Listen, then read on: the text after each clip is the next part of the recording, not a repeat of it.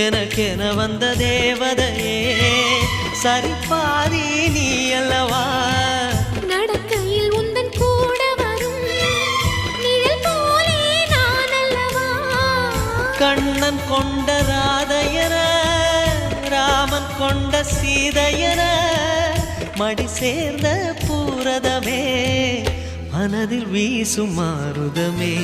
நன்றி சொல்ல உனக்கு வார்த்தை இல்லை எனக்கு நான் தான் மயங்குறேன் என்னுடைய மனச தந்துவிட்ட பிறகும் ஏம்மா கலங்குற